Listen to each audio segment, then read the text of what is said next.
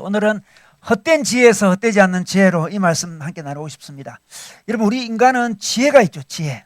그리고 가만히 보면 동물도 지혜가 있습니다. 그런데 동물의 지혜와 인간의 지혜의 차이는 어떤 것일까요? 동물의 지혜와 인간의 지혜의 차이는 어떤 것일까요? 여러분, 동물의 지혜는 어떻습니까? 본능적인 지혜입니다. 본능적인 지혜예요. 그래서 동물의 지혜는 동물끼리 크게 차이가 없습니다. 예를 들면 제비가 돼요. 제비가 제비집을 짓는 본능적 지혜를 가지고 있죠. 그러나 제비집의 모습을 보면 거의 비슷합니다. 유사하죠. 거의 차이가 나지 않습니다. 그들의 지혜는 별로 차이가 나질 않아요. 정말 수천 년 전의 제비집이나 지금 제비집이나 별 차이 없습니다. 여러분, 제 제비집을 많이 본 적이 있는데 어릴 적에 정말 제비가 거의 비슷하게 짓습니다. 여러분, 그런데 인간은 어떻습니까? 인간은 본능적인 지혜도 가지고 있죠. 물론. 그런데 놀랍게도 본능적인 지혜와 더불어서 정신적인 지혜와 영적인 지혜도 가지고 있습니다. 그런데 정신적인 지혜와 영적인 지혜는 개인차가 아주 큽니다. 본능적 지혜는 개인차가 별로 없지만 정신적인 지혜, 영적인 지혜는 개인차가 굉장히 크죠. 그래서 어떤 사람은 굉장히 지혜로운 사람이 있고요, 어떤 사람은 지혜롭지 못한 사람이 있습니다. 그 차이가 크죠. 그런데 놀랍게도 이 정신적인 지혜, 영적인 지혜가 우리 인간의 삶의 질을 결정합니다. 여러분, 그렇지 않습니까? 우리 삶의 질을 결정하는 것은 영적인 지혜요, 정신적인 지혜입니다. 이 영적인 지혜와 정신적인 지혜가 삶의 질을 결정할 뿐만 아니라 우리 운명을 결정한다고도 할 수 있습니다. 그렇다면 이렇게 중요한 정신적인 지혜, 영적인 지혜는 도대체 어떤 지혜일까요? 우리 삶에 구체적으로 어떻게 드러날까요? 우리 이 부분에 대해서 오늘 전도서 8장 말씀을 통해서 함께 나누고 싶습니다. 우리 8장 말씀 우리 봉독자가 읽어주도록 하겠습니다. 같으며 누가 사물의 이치를 아는 자이냐? 사람의 지혜는 그의 얼굴에 광채가 나게 하나니 그의 얼굴에 사나운 것이 변하느니라. 내가 권하노라. 왕의 명령을 지키라. 이미 하나님을 가리켜 맹세하였음이니라. 왕 앞에서 물러가기를 급하게 하지 말며 악한 것을 일삼지 말라. 왕은 자기가 하고자 하는 것을 다 행함이니라. 왕의 말은 권능이 있나니 누가 그에게 이르기를 왕께서 무엇을 하시나이까 할 수 있으랴. 명령을 지키는 자는 불행을 알지 못하리라. 지혜자의 마음은 때와 판단을 분별하나니 무슨 일에든지 때와 판단이 있으므로 사람에게 임하는 화가 심함이니라. 사람이 장래일을 알지 못하나니 장래일을 가르칠 자가 누구이랴.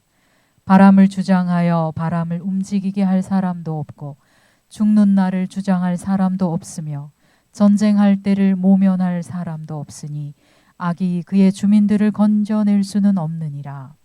내가 이 모든 것들을 보고 해 아래에서 행하는 모든 일을 마음에 두고 살핀즉 사람이 사람을 주장하여 해롭게 하는 때가 있도다. 그런 후에 내가 본즉 악인들은 장사 지낸 바 되어 거룩한 곳을 떠나 그들이 그렇게 행한 성읍 안에서 잊어버린 바 되었으니 이것도 헛되도다. 악한 일에 관한 징벌이 속히 실행되지 아니하므로 인생들이 악을 행하는 데에 마음이 담대하도다. 죄인은 100번이나 악을 행하고도 장수하거니와 또한 내가 아노니 하나님을 경외하여 그를 경외하는 자들은 잘 될 것이요 악인은 잘 되지 못하며 장수하지 못하고 그날이 그림자와 같으리니 이는 하나님을 경외하지 아니함이니라.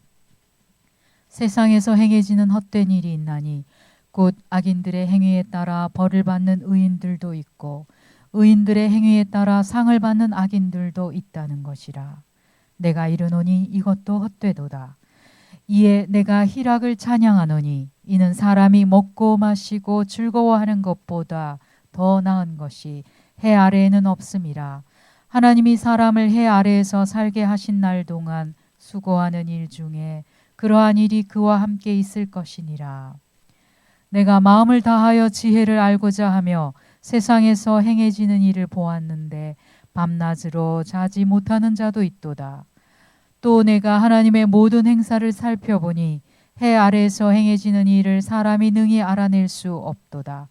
사람이 아무리 애써 알아보려고 할지라도 능히 알지 못하나니 비록 지혜자가 아노라 할지라도 능히 알아내지 못하리로다. 아멘. 네, 우리 영적인 지혜, 정신적인 지혜 첫 번째는 관계를 아는 지혜를 할 수 있습니다. 인간관계를 아는 지혜를 할 수 있는 거죠. 우리 1절 말씀 보도록 하겠습니다. 자, 1절에 보니까 누가 지혜자와 같으며 이렇게 이야기합니다. 이 말은 지혜를 칭송하는 거예요. 지혜자가 최고라는 겁니다.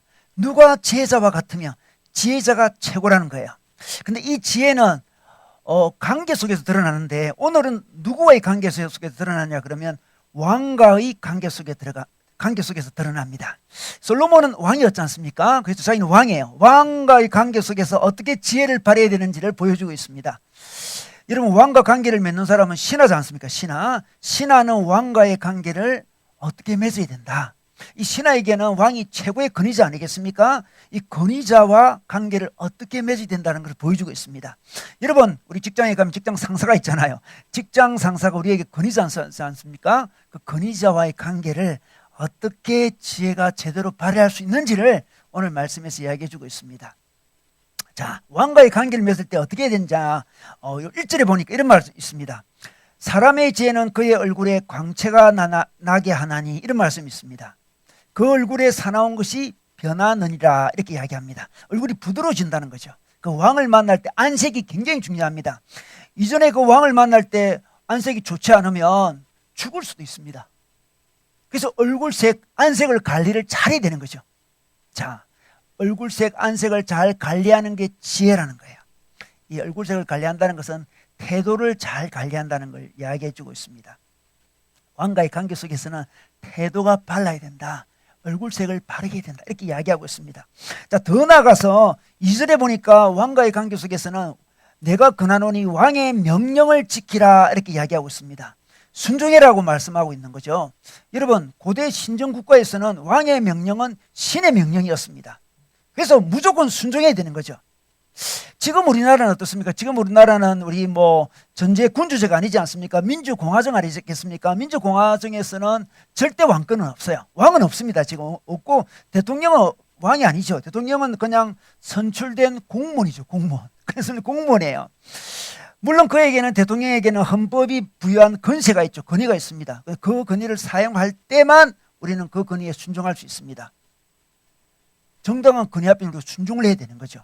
그래서 권위자와의 관계, 왕과의 관계에서는 순종을 해라, 이렇게 이야기하고 있습니다. 이게 지혜로운 태도입니다. 자, 더 나아가서 3절에 보니까 왕 앞에서 물러가기를 급하게 하지 말며, 이렇게 이야기하고 있습니다. 자, 이 말은 무슨 말이냐 그러면, 여러분 기분 나쁠 때 있잖아요. 왕과의 관계 속에서. 그러면 급하게 문을 쾅 닫고 나갈 수 있잖아요. 그렇게 하지 말라는 거예요. 여러분, 직장에서 있잖아요. 그 쉽게 그럼 좀 사표 쓰겠습니다, 이런 식으로 쉽게 이야기하지 말라, 이 말을 하고 있습니다. 우리가 대하기 어려운 권위자들이 있습니다. 권세자들이 있습니다. 그들을 만나더라도 우리는 쉽게 행동하지 말라, 이렇게 말씀하고 있는 거죠. 이게 바로 지혜자라는 거예요. 지혜자. 더 나아가서 3절에 보니까 악한 것을 일삼지 말라, 이렇게 이야기합니다. 악한 것은 역모를 꾸미는 거죠. 고대 사회에서는 왕에게 역모를 꾸미고 역모에 가담하는 걸 이야기합니다. 그러면 현대사회는 어떻게 적용할 수 있을까요? 마음에 들지 않는 권위자 있지 않습니까? 그 권위자를 뒤에서 보복하거나 대항하지 말라는 거예요. 이것은 현대사회에서 정당한 권리를 찾지 말라, 이런 말은 안 해요. 그러나 뒤에서 보복하거나 대항하는 것은 지혜롭지 못하다, 이렇게 이야기하고 있습니다. 왜냐하면 권위자는 힘이 있거든요. 우리 3절 또 보겠습니다. 끝에 보면 왕은 자기가 하고자 하는 것을 다 행함이니라, 이렇게 이야기합니다. 왕은 자기가 할 수 있는 거 다 할 수 있는 사람이에요. 권세가 있는 사람이에요. 능력 있는 사람이에요. 직장 상사는 우리보다 힘이 있는 사람이에요. 그 힘을 인정하라는 거예요. 자, 4절에 볼까요? 왕의 말은 권능이 있나니, 이렇게 이야기하고 있습니다. 왕의 말은 권능이 있습니다. 직장 상사, 우리의 상사들에게는 권능이 있음을 인정하고 그에게 지혜롭게 대해야 된다는 것을 말씀해 주고 있는 거죠. 자, 그렇게 할 때 어떻습니까? 그렇게 할 때 5절에 보겠습니다. 자, 5절에 보겠습니다. 명령을 지키는 자는 불행을 알지 못하리니, 이렇게 이야기합니다. 명령을 잘 지키면 불행을 알지 못한다는 거죠. 불행을 겪지 않는다는 거예요. 그래서 지혜 있는 사람은 권위자를 잘 대함으로 말미암아서 불행을 겪지 않게 된다, 이렇게 이야기해 주고 있습니다. 여러분, 그렇다면 우리에게 이런 질문이 일어날 수 있습니다. 그러면 권위자에게 우리 의견을, 우리 주장을 어떻게 전달해야 됩니까? 그냥 무조건 순종만 하면 됩니까? 어떻게 우리 의견을 전달해야 됩니까? 거기에 대해서 답이 있는 거죠. 5절 끝에 보니까 지혜자의 마음은 때와 판단을 분별하나니 이렇게 이야기합니다. 이때는 아주 적당한 때입니다. 아주 적당한 때를 분별한다는 거죠.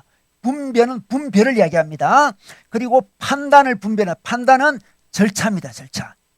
어떤 때에 어떤 절차를 통해서 우리 의견을 제시할지를 지혜자는 안다는 거예요. 이게 바로 지혜자의 태도입니다. 우리 6절에 볼까요? 6절에 보면 무슨 일이든지 때와 판단이 있으므로 이렇게 이야기합니다. 적당한 때가 있어요. 적당한 절차가 있습니다. 그것을 아는 사람은 화를 모면할 수 있지만 때와 그 절차를 알지 못한 사람은 임하는 화가 심하다 이렇게 이야기하고 있습니다. 저는 어릴 적에 우리 어머니에게 뭘 사달라고 이렇게 할 때 우리 어머니가 잘 안 사주더라고요. 제가 이야기하면. 그래서 저는 몇 번의 경험 끝에 이제 우리 누님을 통해서 뭘 사달라고 이렇게 이야기하게 되었어요. 우리 어머니는 우리 누님이 이야기하면 잘 들어주더라고요. 저에 대한 이야기도. 제가 무슨 뭘 사고 싶으면 누나한테 이야기해요. 누나한테. 누나 이게 꼭 내게 필요하다. 엄마한테 잘 이야기해달라. 그러면 누나가 쪼르륵 가서 엄마한테 이야기해요. 엄마가 사줘요. 얘는 왜 그렇습니까? 여자는 여자의 말을 잘 듣는 것인가? 저는 이해 별로 안 됐지만 어쨌든 그 방법을 제가 자주 사용했어요. 아주 지혜로운 거예요. 그죠? 우리 어머니는 직접 이야기하면 안 들어주시고 우리 누나를 통해서 이야기하면 잘 들어줘요. 참 재밌습니다.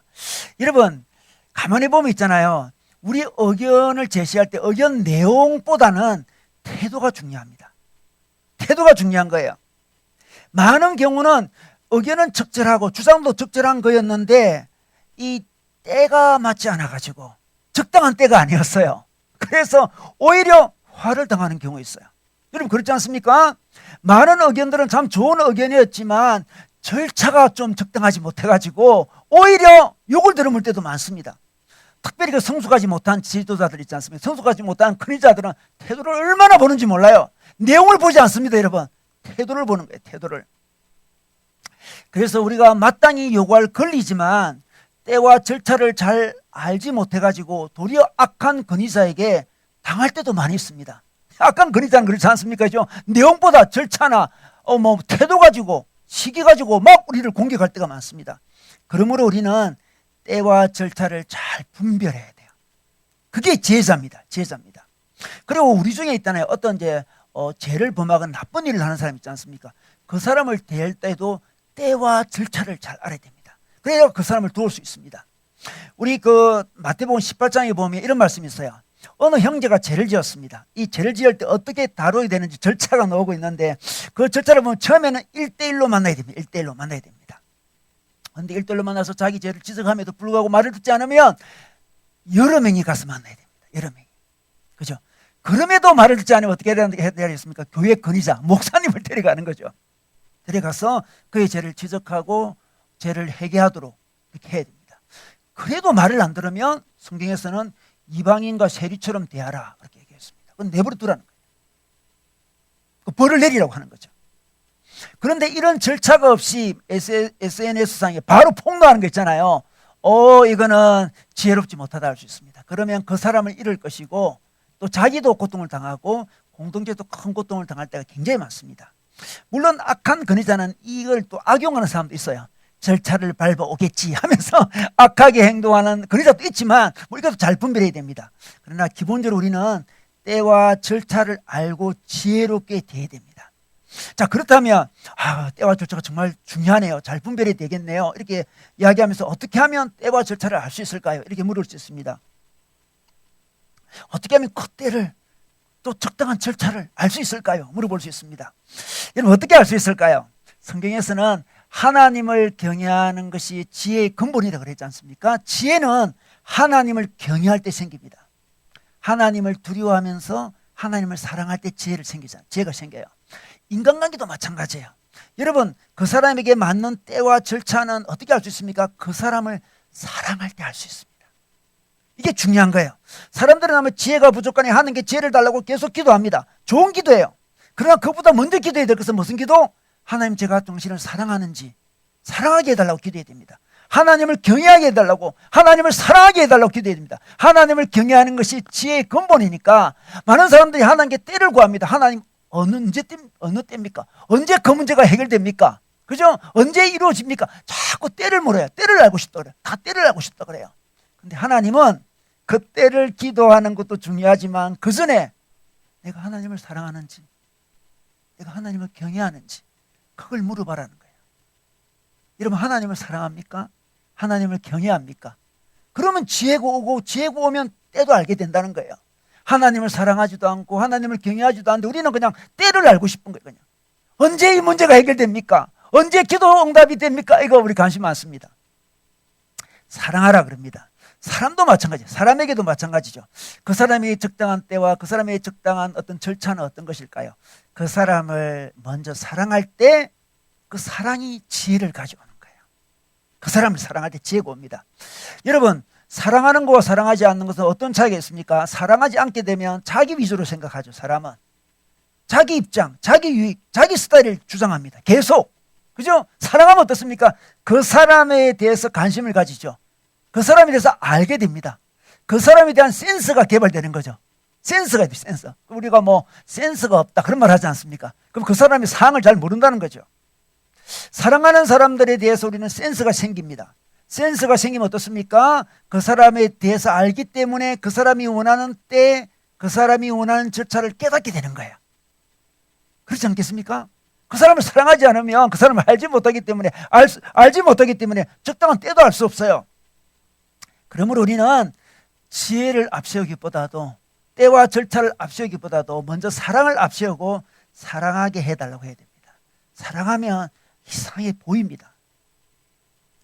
사랑이 없으니까 지혜가 없는 거예요. 어리석음은 사랑의 결핍이다 이렇게 생각할 수 있습니다. 이거는 부부 사이도 그렇지 않습니까? 부부 사이도 그렇지 않습니까? 관심의 결핍, 사랑의 결핍이 어리석음을 가져오는 거예요. 다툼을 가져오고. 여러분, 하나님과 우리 관계 속에서 늘 우리는 하나님의 때, 하나님의 절차를 강구하기 이전에 하나님을 경외하는지 하나님을 사랑하는지 그것을 물어봐야 됩니다. 물어봐야 돼요. 그때 지혜가 생기는 거예요. 여러분, 우리에게는 권위자들이 있죠. 우리 대부분이 젊은 사람이기 때문에 직장에 가도 우리 위에 권위자들이 다 있습니다. 가정에도 권위자가 있고 사회에 나가도 권위자들이 다 있습니다. 우리는 그 권위자를 지혜롭게 대해야 됩니다. 여러분, 그 지혜자를 지혜롭게 대하는 것이 바로 하나님을 대하는 자세와 연결이 되어 있어요.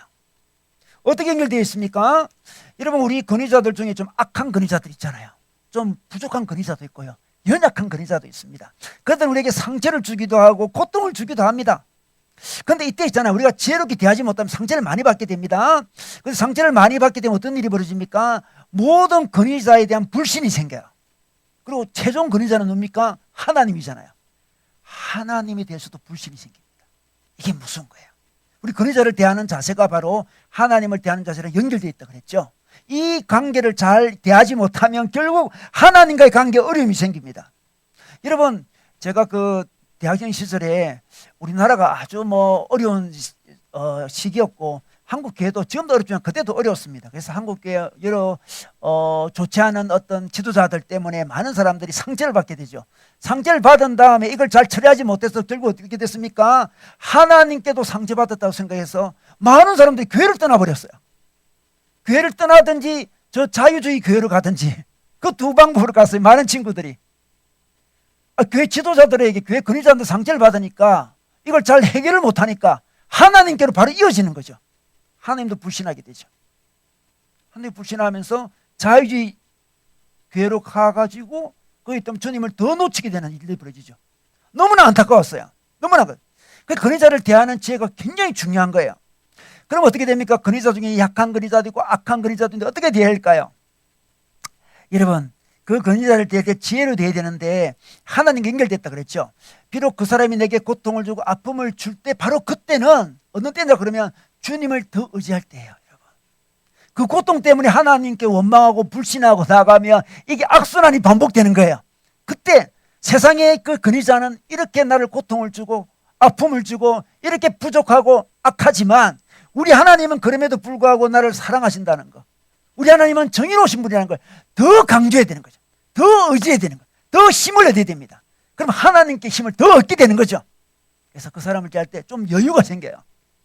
당신이 나를 뭐 이렇게 고통을 주지만 내 영혼은 어쩔 수 없다, 이렇게 생각이 들어요. 내 생명은 어쩔 수 없지. 육체적인 고통은, 정신적인 고통은 줄지 모르지만 내 영혼은, 당신이 나를 아무리 괴롭히도 내 영혼은 든든하다. 여유가 생겨요. 여유가 생겨요. 그래서 그 사람이 훨씬 더 지혜롭게 대하게 되는 거죠. 여러분, 그래서 우리가 지금 권위자와 아주 지혜롭게 대하고 있는지 그렇지 못한지는 어떻게 점검합니까? 이 결과, 하나님과 나와의 관계가 어떻게 되는지 보면 되는 거야. 이 권위자로 잘 대하고 있으면 내가 고통을 당하지만 하나님과 점점 더 가까워지고 있다면 잘 대하고 있는 거예요. 근데 이 사람과 뭔가 잘 안 되고 있어, 지금. 고통만 계속 당해. 지금 하나님과의 관계도 별로 안 좋아. 그럼 악순환이 반복되는 거죠, 지금. 아, 내가 이 사람 잘못 대하고 있구나. 야, 지혜가 없구나. 적당한 때와 적당한 절차를 알지 못하고 있구나. 적당한 때와 적당한 절차는 하나님이 주신 지혜인데 이때 고통 중에 하나님을 더 의지하지 못하니까 여유가 안 생겨. 영적인 여유가 없어서 때도 모르고 절차를 몰라서 더 고통을 당하는구나. 이렇게 우리가 깨달아야 되는 거죠. 그러므로 헛된 지혜는 때와 절차를 모르는 지혜가 헛된 지혜예요. 말은 맞는데 잘 몰라요. 때를 몰라요. 이런 평범한 인간관계도 마찬가지예요. 어떤 사람, 또 남들 중에 이런 사람들 많아요. 나는 맞는 말은 뭐 참지 못한다 그러면서 있잖아요. 나는 맞는 말은 꼭 해야 된다 이런 거 있잖아요. 맞는 말이지만 때가 틀렸어요. 그래서 많은 상처가 일어나지 않습니까? 그죠? 이때는 그런 말 할 때가 아니에요, 지금. 나는 맞는 말만 하는 사람이야, 뭐 이런 사람 있잖아요. 맞는 말만 하다가 얼마나 많은 상처를 줍니까? 차라리 틀린 말이 더 나아요. 틀린 말은 듣는 사람이 아, 이제 틀렸거든 하면서 상처도 별로 안 받아요. 맞는 말은 자기도 맞는 말이라 생각하는데 그걸 꼭 꼬집어서 때리니까 얼마나 상처가 됩니까? 그래서 맞는 말을 하는 사람이 상처를 많이 주는 거예요. 왜? 때를 몰라서, 절차를 몰라서. 여러분, 우리 인간은 정신적인 지혜와 영적인 지혜를 가진 존재죠. 정신적인 지혜와 영적인 지혜를 많이 가진 사람들이 있고 또 그렇지 못한 사람이 있습니다. 삶의 질이 달라요. 관계의 질이 다릅니다. 어찌 보면 운명이 달라지는 거예요. 그러므로 우리는 관계 속에 하나님의 지혜를 가지고 대해야 될 것입니다. 자, 두 번째는 종말을 아는 지혜입니다. 우리 7절 말씀 볼까요? 7절. 사람이 장래를 알지 못한다 이렇게 이야기합니다. 장래를 가리킬 자는 누구냐? 우리는 장래를 알지 못해요. 우리 장래를 알지 못합니다. 누가 장래를 안다고 할 수 있을까요? 뭐 미래학자가 장래를 압니까? 미래학자에게 도움은 좀 받지만 그들이 장래를 다 할 수 없습니다. 우리나라가 이렇게 될지, 전세가 이렇게 될지 누가 예상이나 했겠습니까? 모릅니다. 모른다고 해야 돼요. 지혜로운 자는 모른다고 하는 사람이에요. 특히 뭘 모릅니까? 자신의 죽음의 날을 알지 못합니다. 자, 8절 중간에 보면 이런 말씀이 있습니다. 죽는 날을 주장할 사람이 없으며, 자기 죽는 날을 주장할 수 없어요. 그리고 전쟁할 때에 모면할 사람도 없나니. 여러분 고대 그 이스라엘 사회는 전쟁 나면 모든 백성들이 다 소집이 되는 거예요. 면제될 군에서 병력 의무를 면제할 수가 없습니다. 군에 그냥 소집돼서 가서 전쟁하면 언제 죽을지 모르잖아요. 꼭 죽을 거예요, 이거. 그죠? 언제 전쟁이 날지도 모르고 전쟁이 나면 자기 생명이 아닌 거예요, 지금. 우리 죽음의 문제, 자기 죽음의 문제는 알지 못합니다. 알지 못해요. 알지 못합니다. 그런데 우리는 알고 있는 것은 죽는다는 것은 알고 있어요. 언제 죽을지를 모른다는 거예요. 언제 죽을지 모르지만 죽는다. 이 의식이 바로 종말 의식이에요. 종말 의식. 종말 알아야 됩니다. 내가 죽기는 죽는데 언제 죽을지 모른다. 이 의식을 가지고 사는 사람이 종말 의식을 가지고 사는 사람이에요. 이 사람이 바로 지혜로운 사람이에요. 자기 종말을 안다고 하는 것도 문제고 종말이 없는 것처럼 사는, 현세만 치중해서 사는 이것도 지혜롭지 못합니다. 종말은 분명히 있을 것이다. 그러나 그때는 언젠지 모른다고 생각하면 사는 사람이 지혜로운 사람이라 이야기하고 있습니다. 근데 이 종말의식을 가지고 우리는 특별히 악인을 바라볼 때 종말의식을 사용할 필요가 있습니다. 악인을 볼 때. 자, 악인을 한번 볼까? 악인. 우리 9절 보겠습니다. 자, 9절 보겠습니다. 자, 9절 끝에 보면 사람이 사람을 주장하여 해롭게 하는 때가 있도다 이렇게 이야기합니다. 사람이 사람을 주장해 해롭게, 악인들이 사람을 괴롭힌다는 거예요. 악인들이 악행을 하고 있다는 거죠. 지금 이럴 때가 있다는 걸 자기가 봤다는 거예요. 그런데 이런 악인들은 어떻게 됩니까? 이런 악인들을 금방 심판하지 않고 세상은 내버려 둡니다. 내버려 둬요. 정말 우리 10절에 보기 10절에 보니까 그런 후에 내가 본 적 악인들은 장사 지낸 바 되어 죽을 때까지 내버려 두는 경우가 있어요. 죽을 때. 너무 안타깝습니다. 그 장사도 지냈어요. 이 장사는 장례식을 아주 웅장하게 지내준다 이 말이에요. 장례식을 치러서요. 이런 불의한 일이, 이런 세상의 부조리가 어디 있다는 말입니까, 여러분? 북한에 가면 우리 김일성과 김정일 그 시신이 있잖아요. 시신을 방부 처리했어요. 방부 처리해가지고 지금 방부 처리하고 유지하고 있는데 그게 1년에 40만 달러가 들거든요. 거의 북한에 그 기술이 없어가지고 러시아의 기술자가 와서 늘 지키고 그 방부 처리하고 있어 지금. 이 40만 달러. 여러분 북한에서 40만 달러는 거의 천문학적인 비용 아니겠습니까? 40만 달러 매년 이 두 사람 시신 부패하지 않도록. 아니 백성들은 먹을 것이 없어 죽어가고 있는데 지금 아니 뭡니까 40만 달러를 쓰고 있습니다. 숭배하고 있는 거죠 지금. 그 악인이 죽었는데도 불구하고 숭배하고 있는 거예요 지금. 세상의 불의를 봅니다. 세상이 이게 불의스러울 수가 없어요. 이 부조리를 봅니다. 그때 우리는 어떻게 됩니까? 이 종말 의식을 가지고 그걸 바라봐야 돼. 그래야 우리는 실족하지 않습니다. 종말 의식을 가지고 봐야 돼요. 우리 계속 악인들의 이야기를 하고 있습니다. 계속 볼까요? 11절에 보겠습니다. 자, 악한 일에 관한 징벌이 속히 실행되지 아니하므로 어떻게 징벌이 처벌이 쉽게 이렇게 속히 실행되지 않고 막 죽을 것이 내버려 두는 그런 일이 벌어집니다.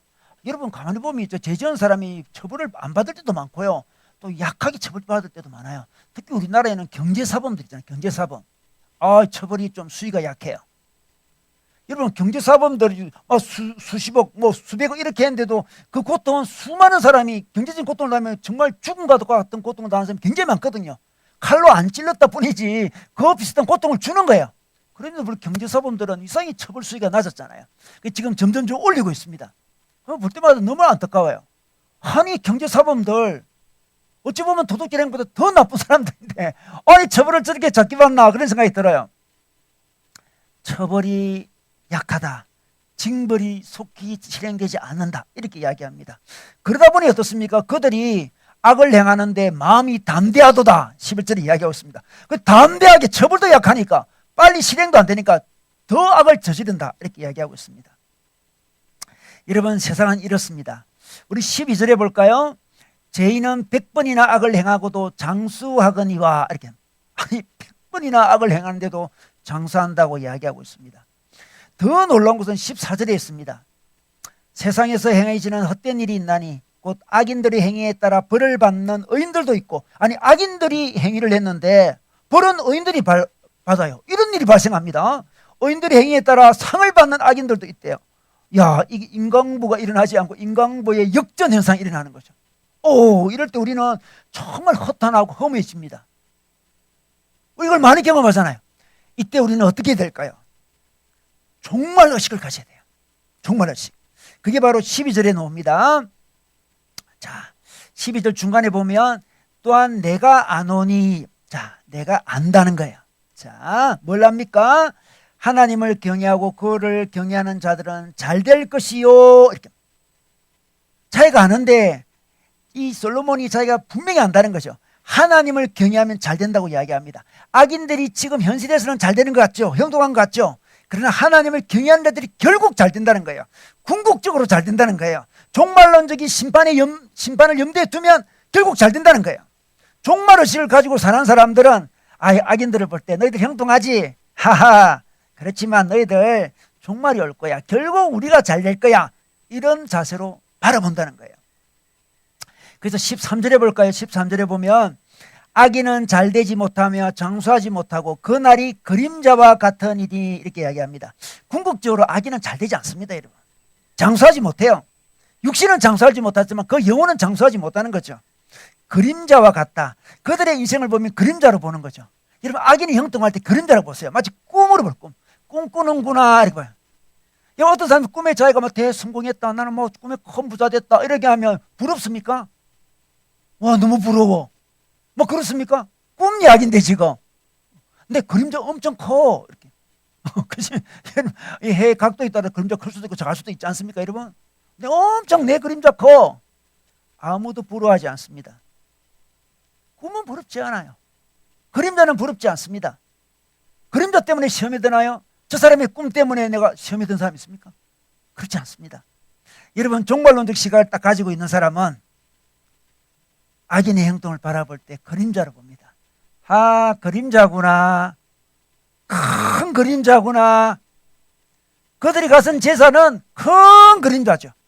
그들이 가진 명예도 큰 그림자예요. 그냥 개꿈이죠. 개꿈. 꿈의 꿈. 꿈입니다. 종말 의식을 가지고 사는 사람들은 악인들에게 마음을 빼앗기지 않습니다. 악인들에게 마음을 뺏기지 않습니다. 자기에게 주어진 삶을 살아갈 힘을 얻습니다. 이게 지혜로운 자죠. 종말 의식을 가진 사람은 이렇게 지혜롭게 자기 삶을 살 수 있습니다. 종말 의식이 없는 사람은 현세 의식만, 현세 의식만 가지니까 그림자를 안 보고 실제로 보는 거죠. 그래서 악인들에게 마음을 빼앗깁니다. 저 악인들이 저렇게 행동하구나 하면서 마음을 탁 빼앗겨버리는 거죠. 자기 삶을 살지 못합니다. 이런 사람을 어리석은 자다. 지혜로운 자는 마지막을 봅니다. 여러분, 우리 다음 주 수능 있잖아요. 수능. 우리 다음 주 수능이 있는데, 여러분, 수많은 모의고사가 있지만 수능이 더 중요하지 않습니까? 모의고사 잘못 봤다고 자살하고 그러면 너무 이상하지 않습니까? 여러분? 모의고사는 수능을 잘 보기 위함이고, 또 우리처럼 또 나이가 좀 들면 또 수능도 그렇게 중요한 게 아니에요. 뒤돌아보면 그것도 그렇게 중요한 게 아니었어요. 뒤돌아보면 그것보다 중요한 게 또 인생이 얼마나 많은지 몰라요. 인생이 뒤돌아보면 그것보다 중요한 게 너무 많았다는 거죠. 인생에. 그리고 마지막에 되면 우리 하나님 앞에 마지막 순간 심판이, 그게 제일 중요한 거예요. 그게 마지막 수능이죠. 그 중간중간에 일어났던 일은 그렇게 중요한 게 아니었어요. 현세만 보면 마음 빼앗기고, 특히 불의한 자가 잘 될 때 마음 빼앗기고 자기 인생을 잘 살지 못하지만, 그러나 마지막을 보는 사람은 여유를 가지죠. 그림자 같은 것들, 여유를 가집니다. 우리 하박국 말씀에 보면 우리 이런 말씀이 있습니다. 우리 한번 찾아볼까요? 우리 하박국 2장 3절에서 4절 말씀, 설교안에 있습니다. 이 묵시는 정한 때가 있나니 종말이 속히 이르겠고, 종말로 이야기 나옵니다. 결코 거짓되지 아니하리라. 비록 더딜지라도 기다리라. 지체하지 않고 반드시 응하리라. 뭐가? 종말이. 보라, 그의 마음은 교만하여 그 속에 정직하지 못하나 의인은 그의 믿음으로 말미암아 살리라. 이렇게 이야기합니다. 자, 이 이야기는 구약 이스라엘이 있었는데, 이스라엘을 괴롭히는 나라가 있었는데, 그 바빌론이라는 나라였어요. 바빌론은 지극히 악한 나라였거든. 그 악한 나라가, 물론 그 당시에 이스라엘도 악했어요. 이스라엘보다 더 악한 바빌론이 이스라엘을 괴롭히고 있는, 이스라엘을 멸망시키기 바로 직전의 이야기예요. 그래서 하박국이 하나님 앞에 나와, 하나님, 우리가 부족한 거 있고 잘못한 것도 있고 하나님을 제지한 것도 있지만 저 나쁜 놈이 우리를 괴롭힌다고, 우리보다 훨씬 나쁜 저 놈이 어떻게 하나님 허락하시냐고 이야기합니다. 그때 우리 하나님이 하박국에게 종말이 속히 이르겠다, 반드시 더딜지라도 기다리라, 이렇게 이야기하고 있는 거죠. 대신에 우리는 어떻게 해야 됩니까? 믿음으로 말미암아 살아라, 이렇게 이야기하고 있습니다. 우리는 세상에 불의가 가득하고 부조리가 가득해도 믿음으로 살아야 됩니다. 그 악한 바빌론 있잖아요. 이스라엘이 하나님 말씀 안 듣고 이렇게 죄짓고 하니까 이스라엘 사람 정신 차리도록 하나님의 도구였죠. 도구. 하나님 징계 도구, 그 역할 끝나면 금방 망해버립니다. 이 바빌론은 제국 중에서 가장 빨리 망한 제국이거든요. 70년 만에 망해버렸어요. 여러분, 제국이 70년 만에 망합니까? 너무 빨리 망해버렸어요. 더디게 보였지만 70년은 아무것도 아니었죠. 여러분, 세상의 악인들은 가끔 보면 정말 우리의 마음을 괴롭힙니다. 그런데 그런 것들을 바라볼 때에 하나님이 우리를 정케하시려고, 정결케 하시려고 주셨구나 생각하고 속히 망한다는 걸 알고 있어야 됩니다.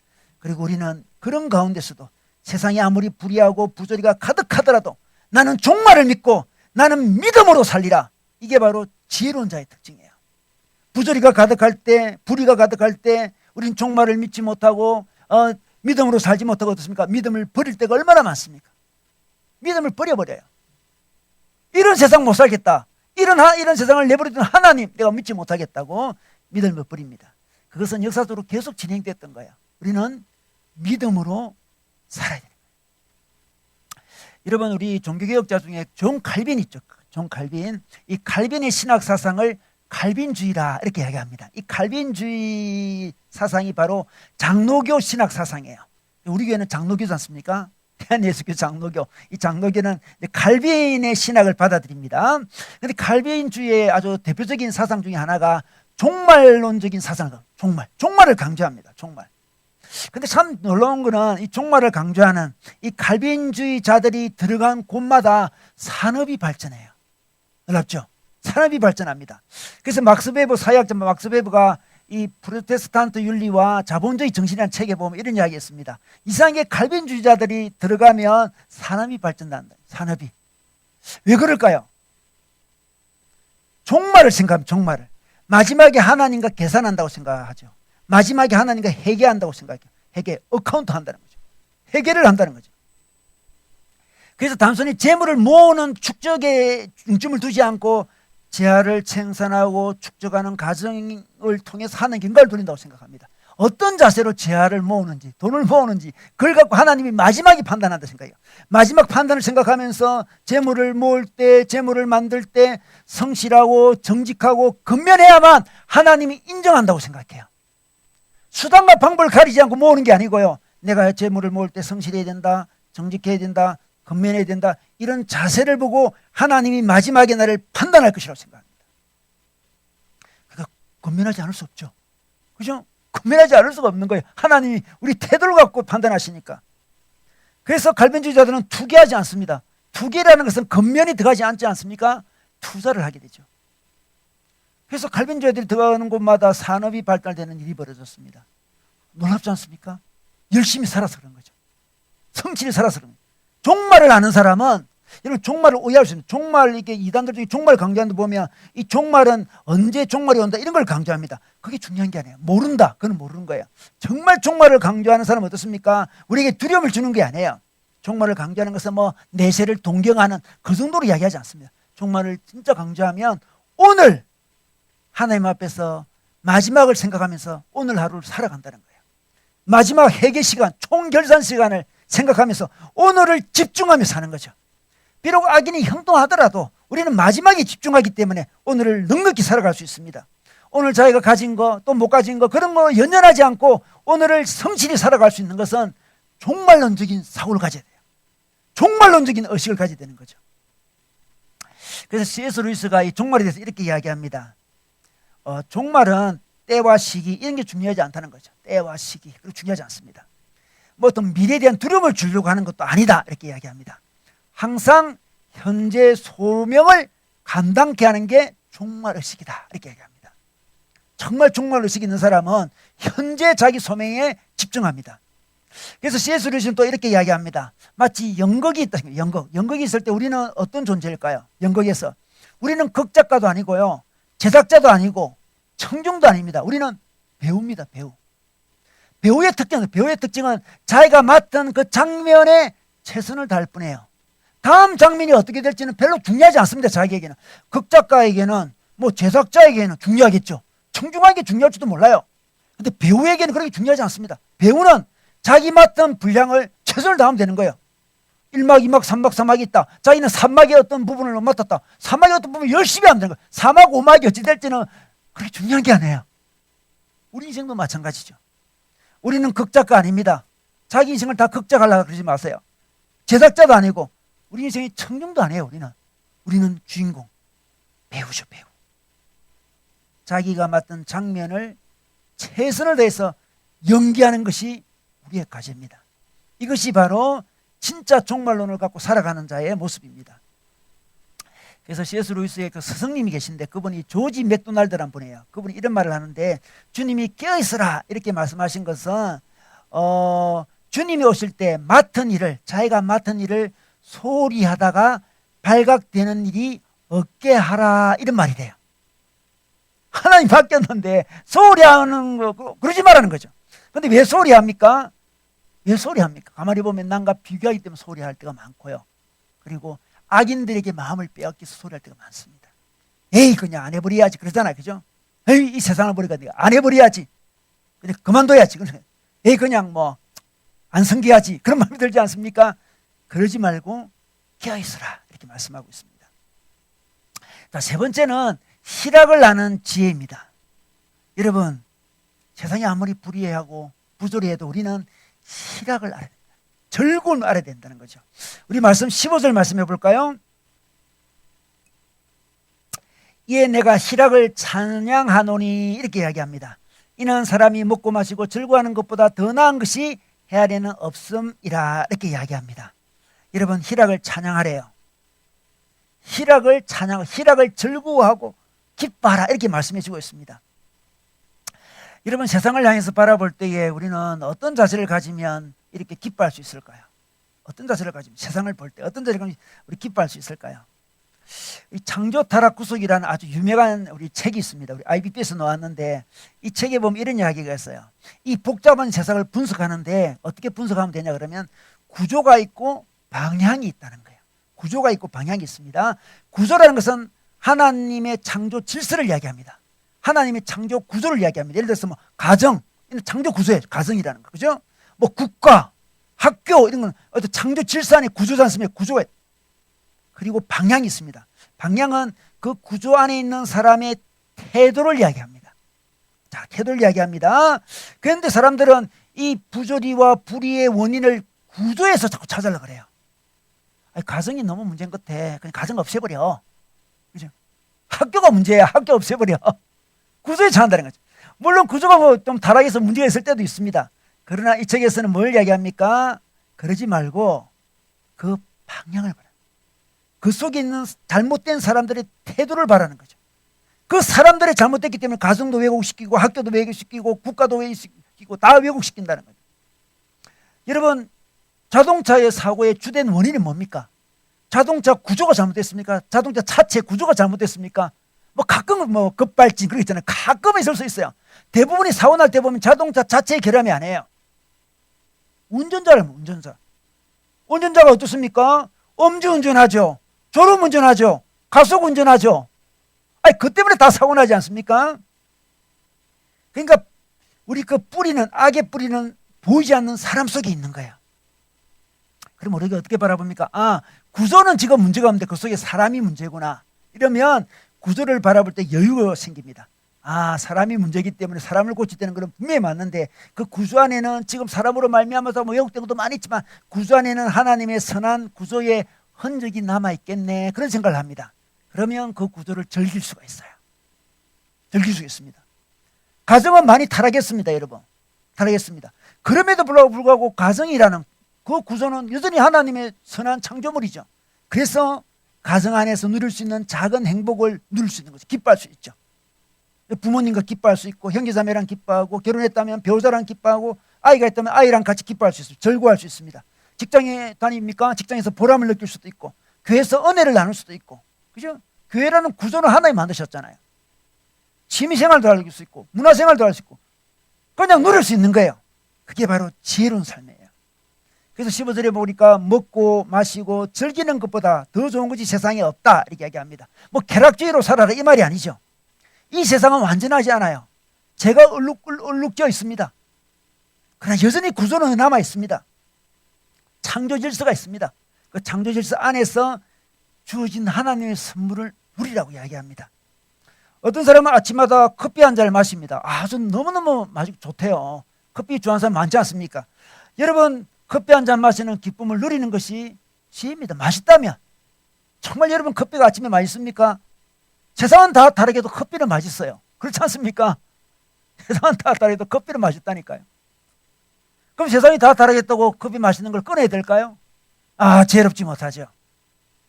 구조는 여전히 하나님의 선한 손길이 남아있으니까 커피를 어떤 사람은 운동하는 기쁨이 있습니다. 저는 운동을 조금 좋아하는 스타일이라서 운동 안 하면 몸이 찝찝하고 좀 힘들어요. 운동 좋아요. 타락했다고 제가 운동을 안 할까요? 운동을 즐거워해야 돼. 어떤 사람은 사랑하는 사람, 사랑하는 친구들 만나면 즐겁잖아요. 그죠? 누려야 됩니다. 지혜로운 사람은 아무리 세상이 어렵더라도 누릴 걸 누릴 수 아는 사람이에요. 아무리 자기 삶이 불명확하고 있잖아요. 미래가 모르겠고 있잖아요. 혼란스럽다 할지라도 오늘 누릴 수 있는 그 희락을 누리는 게 지혜로운 사람이에요. 때때로 악인들이 형통해 보이고 인생이 허무해 보이고 그렇지만 하나님을 경외하는 사람은 희락을 누립니다. 여러분이 하나님을 경외하는지 어떻게 알 수 있습니까? 희락을 누리면 하나님을 경외하는 거예요.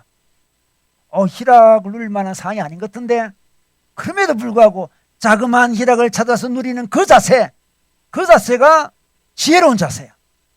하나님을 경외하는 자세죠. 하나님을 사랑합니까?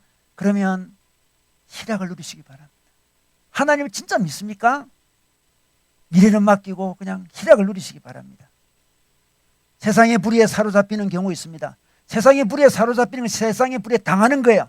세상의 불의를 어떻게 이기겠습니까? 우리가 희락을 누리면 세상의 불의가 우리를 삼킬 수가 없죠. 세상의 부조리가 우리를 삼키려고 했는데 세상의 부조리가 있는 것만 해도 안타까워 죽겠는데 그게 우리를 삼켜요. 그럼 더 안타깝지 않습니까, 여러분? 세상에 아무리 부조리가 있고 뿌리가 있다 할지라도 그게 우리를 삼키지 못하도 우리는 웃어버려야 되는 거예요. 하하하하. 종말을 알고 웃어버려요. 여러분, 로마 시대에 우리 순교자들이 죽어갈 때 어떻게 죽어갔습니까? 분노 속에 죽어갔습니까? 분노. 이 로마 걸려가 분노하면서 죽어갔습니까? 아닙니다. 웃으면서 죽어갔죠. 그 순간 웃으며 죽어갔습니다. 그 로마 황제가 너무나 충격을 받잖아요. 시체들이 다 웃고 있어. 웃고 있어, 지금.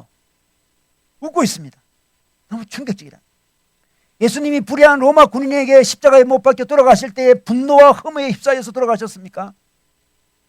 이런 불의한 세상이 어디냐? 나를 못 박다니 이렇게 않았습니다. 그 안에는 기쁨이 있었습니다. 기쁨이 있었습니다. 여러분, 세상을 바라보면 기쁨 누리지 못할 것만 같아요. 집값은 왜 그리 잘 올라가는지 계속 올라가고 있어요. 마음이 답답하죠. 마음이 답답합니다. 그렇지만 이때에 우리는 물론 그런 거 다 고쳐야 됩니다. 고쳐야 되지만 영성의 기쁨을 누려야 돼요. 일상의 기쁨, 희락을 결코 놓치지 말아야 됩니다. 부조리에 눈을 감는다는 말이 아니에요. 부조리가 우리의 중심을 해치지 못한다는 거죠. 우리의 이 기쁨은, 하나님이 주신 이 기쁨은, 이 희락은 세상에 그 어떤 것도 앗아갈 수 없다는 것을 고백하는 거예요. 내 마음속에 있는 참된 이 기쁨은 무엇도 어쩔 수가 없다. 이걸 고백하는 거예요. 기쁘다. 이게 바로 신앙의 신비죠. 신비. 기독교의 신비죠. 여러분, 우리 신앙은 신비가 있잖아요. 그죠? 설명 안 되는 신비가 있어요. 이상하게 희락을 누리고 있어요. 이상해요. 다른 사람 볼 때는. 도저히 즐거워할 수 없는 상황인데 딱 보니까 즐거움을 빼앗기지 않아요. 기쁨을 빼앗기지 않습니다. 지혜죠, 지혜. 근데 우리가 이 땅을 살아가면서 이 희락을 늘 붙들어야 되는데 어떤 때 희락을 누리는데 방해를 우리가 경험하냐 그러면 우리 17절에 보겠습니다. 희락을 누리려고 하는데 방해되는 것들이 있어요. 17절에 보니까 또 내가 하나님의 모든 행사를 살펴보니 해 아래서 행하는 일을 사람이 능히 알아낼 수 없도다. 사람이 아무리 애써 알아보려고 할지라도 능히 알지 못하나니 이렇게 얘기합니다. 우리가 있잖아요. 해 아래서 행하는 일을 능히 알려고 하면 희락이 없으십니다. 아무리 애써도 알지 못한다고 하는데 알려고 해. 뭘 알려고 하면 세상을 다 이해하려고 합니다. 세상 다 이해 안 됩니다, 여러분. 그리고 미래를 알려고 합니다. 자기 미래를 특히 안 돼요. 자기 미래를 알고 자기 미래를 다 대비하려고 하는 순간에 희락이 사라집니다. 여러분, 자기 미래 다 알 수 있습니까? 자기 미래를 알고 어떻게 대비를 다 하겠습니까? 알려고 하는 것은 대비를 하려고 하는 것이. 여러분, 전 보러 가는 거 왜 전 보러 갑니까? 미래를 재미삼아 하는 게 아니죠. 뭐 동쪽으로 가지 마라 그러면 안 가려고 그냥 보러 가는 거죠. 그게 대비하려고. 미래를 완벽하게 대비하려는 그 마음을 가지면 가질수록 그건 불가능한 일인데 불가능한 일을 시도하면 시도할수록 우리 마음에 희락이 사라집니다. 희락이 사라져요. 우리 16절 말씀 볼까요? 16절의 끝에 보면 밤낮으로 자지 못하는 자도 있도다. 왜 밤낮으로 자지 못합니까? 미래를 완벽하게 준비하려고 하니까 잠을 못 자는 거죠. 완벽하게 준비해야 돼요. 내가 책임을 져야 돼. 미래를 알아내고 대비를 해야 돼. 잠을 못 자요. 어떻게 희락이 있겠습니까? 희락은 우리 신앙이 달린 거예요. 세상을 다 알려고 하고 그 악인들을 다 자기가 원하는 시간에 다 심판하려고 하고 그죠? 미래도 다 대비하려고 하고 자기가 신이에요. 자기가 신. 그러다 보니까 어느 순간에 밤에 잠을 못 자요. 밤에 잠을 못 자요. 불안한 거지. 희락을 누리지 못합니다. 그러므로 희락을 누린다는 것은 하나님을 경외한다는 표현이죠. 하나님, 내가 당신을 경외합니다. 하나님, 내가 당신을 신뢰합니다. 그 표현이 바로 희락이에요. 여러분 요즘에 희락하십니까? 기쁘십니까? 기뻐하십니까? 하나님 때문에 기뻐하십니까? 하나님 존재가 기쁨이잖아요. 하나님 존재를 기뻐하십니까? 하나님을 신뢰하기 때문에 기뻐하십니까? 그게 신앙이에요. 그래서 유명한 말씀 데살로니가후서 5장 16, 17, 18 말씀 있지 않습니까? 16절에는 항상 기뻐하라 그랬습니다. 항상 기뻐해야 됩니다. 불의가 판을 치더라도 기뻐해야 됩니다. 쉬지 말고 기도하라, 범사에 감사하라, 이렇게 말씀하고 있습니다. 이것이 그리스도 예수 안에서 너희를 향하신 하나님의 뜻이다, 이렇게 이야기합니다. 우리 기뻐해야 됩니다. 근데 우리가 여기서 기쁨이 돼서 알아야 될 또 한 부분이 있는데, 이 희락은 완전한 희락은 아니에요. 이 세상에 완전한 희락 아니고 희락의 샘플, 그러니까 이 하나님 나라의 샘플이에요. 천국의 샘플입니다. 희락을 누립니다. 커피 맛이 완벽한 맛이 아니고 그냥 뭐 커피 맛만 갖고 살겠다, 이건 아니잖아요, 여러분. 그죠? 그거는 샘플이에요. 이 희락을 맛보면서 우리는 샘플이니까, 샘플은 뭡니까? 진짜 제품을 사고 싶은 마음을 불러일으켜야만 샘플이 역할을 하지 않겠습니까? 샘플이니까. 화장품 샘플 주잖아요. 이거 뭐, 좋다, 또 살려고 하잖아요. 이거 똑같은 거죠. 이 세상에 하나님이 허락한 희락은 천국의 희락을 갈망하게 하는 샘플이죠. 세상에 커피를 마시면 마실수록 천국에 가고 싶어. 이래야 커피를 제대로 마시는 거예요. 커피 마시면, 야, 더 좋은 커피를 마셔야 되겠지. 이게 내 인생의 목표야. 더 좋은 커피. 이건 아니라는 거죠. 샘플로 끝나는 인생이 되겠습니까? 이러면 샘플로. 근데 어리석은 사람은, 우리 제스루에서 그런 말 하는데, 어리석은 사람은 이 채워지지 않을 것을 끝까지 시도한대요. 그러니까 예를 들면 커피로 인생을 그냥 끝까지 시도하는 거죠. 커피로 내 인생을 다 설명하리라, 뭐 그런 거 있지 않습니까? 커피에 마음 보고 살리라. 내 인생은 여행하는 것이다, 뭐 그런 사람 있잖아요. 여행, 세계 여행이 그냥 자기 인생의 끝이에요. 그냥 최고의 목표예요. 여행은 샘플이에요. 여행 다니다 보면 천국에 더 가고 싶네, 이런 마음이 들어야 돼요. 그죠?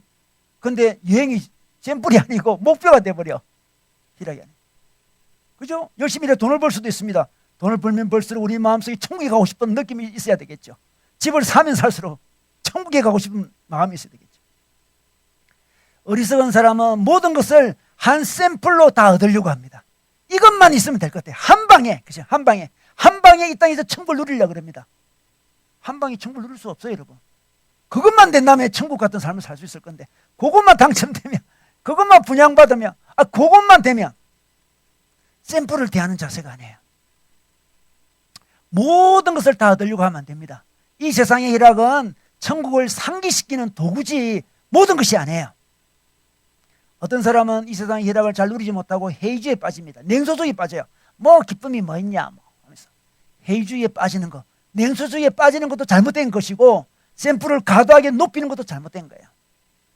우리는 샘플을 누리면서 완성된 하나님 나라를 꿈꿉니다. 그날이 있지. 막 갈망이 일어납니다. 이 아침에 커피도 이렇게 맛있는데 천국의 커피는 얼마나 맛있을까? 그죠? 지금 우리 집이 너무 좋은데 천국의 집은 얼마나 더 좋을까? 내가 예배드리니까 이렇게 마음에 만족이 있는데 천국 가면 얼마나 더 큰 만족이 있을까? 막 기대가 되는 거 있죠. 갈망이 일어납니다.